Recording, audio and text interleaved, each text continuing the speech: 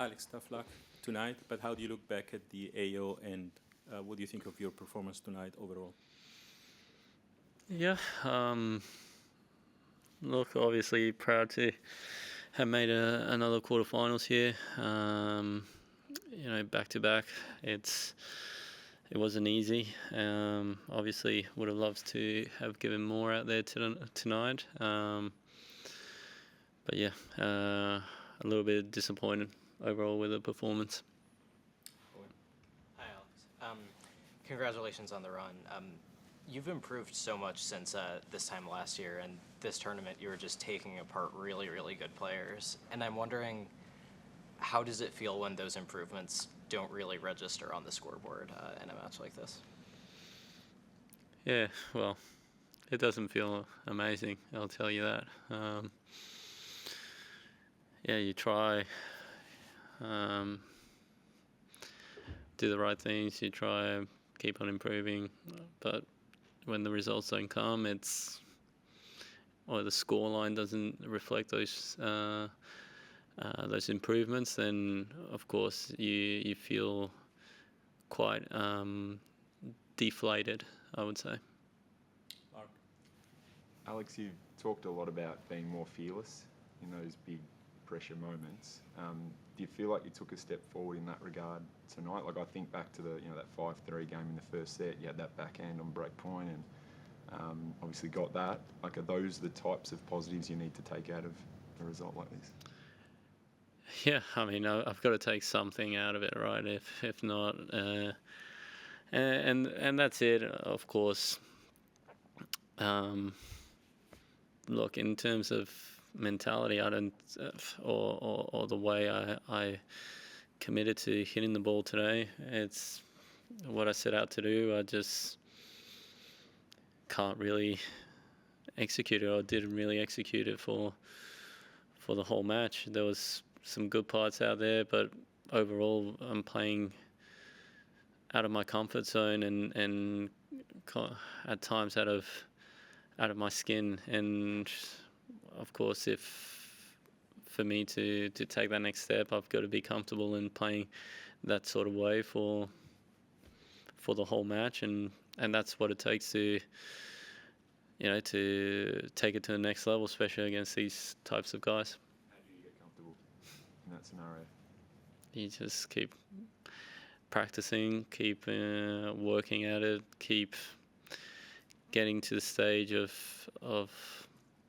committing and playing at that level more frequently, and then I mean some tweaks here and there that's going to allow me to increase ball speed, because at the moment the way my natural ground strokes are, they're quite flat, and it's quite difficult for me.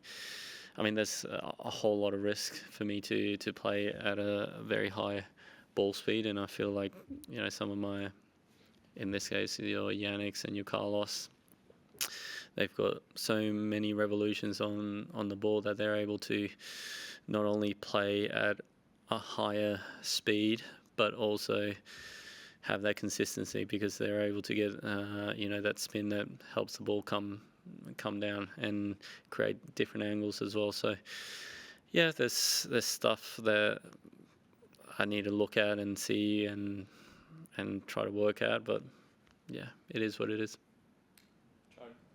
Alex, it sounds like you kind of have an idea of what you need to do to make that step. Do you still have the belief that you're going to be able to do that? I mean, you get back up, right? That's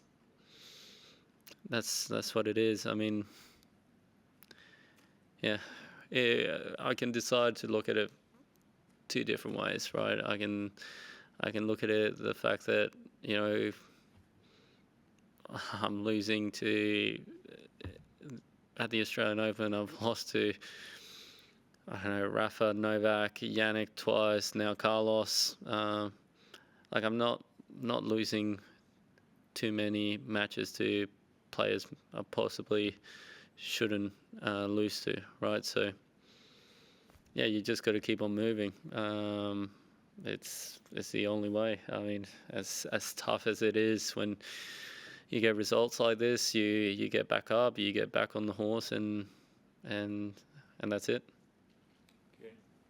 Alex, it seemed like you had really good preparation going in, some great wins at the United Cup and some exhibition matches. Were you satisfied with your preparation coming in to prepare for these types of matches? And is there something that you would do differently in the future to prepare for these really big matches in terms of in the future?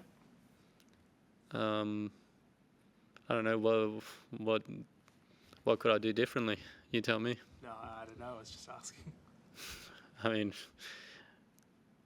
the schedule is what it is. I mean, I either play the first week of the year or I don't. So I don't know how kind of I could change my prep too much. It's either I don't play the first week of the year or I play it. I mean, I don't think today was lack of preparation. As I said, I've been playing at an incredibly high level. It's just you come up against someone like Carlos in the nighttime, and yeah, it's tough to find the right answers when you're playing against him. That's one thing. Alex, obviously you've played him several times before, but was his level maybe even a surprise to you tonight, just how high it was? Yeah, to be honest, when I played him in the exhibition just before the tournament, I thought his level was freakishly good, and tonight was pretty similar. I mean, he's, especially in those night conditions, he's so strong, right? And he's able to generate so much force, and his unforced errors just almost disappear, right? And in the past, when the conditions have been, a little bit quicker and skiddier, I've been able to have some reward with some of my flat ground strokes, especially into the backhand wing. But today, there wasn't really a whole lot of reward. Maybe the first set, there were chances, right? There was plenty of love 30s and stuff like that on his serve. But apart from that, after the first set and when it got a little bit heavier, it was pretty tough for me to really hurt him at all, right? And that's the biggest thing. The rallies start, I'm probably hitting the ball bigger than I've hit, previously in these types of matches, but I'm still not able to kind of hit through him. And then he's obviously got the ability to generate on command, and if you leave one ball short, then the point's over. So he's definitely playing at a very high level. I'll be very intrigued to see how the rest of the tournament plays out, but I do think he's playing at a very high level. Ultimately, number one in the world for a reason. Thank you. Thank you. WWOS Sports is your home of the Australian Open. From highlights of the best players, every magic Aussie moment, and the best expert analysis. We'll have every nail-biting, heartwarming and edge-of-your-seat point covered.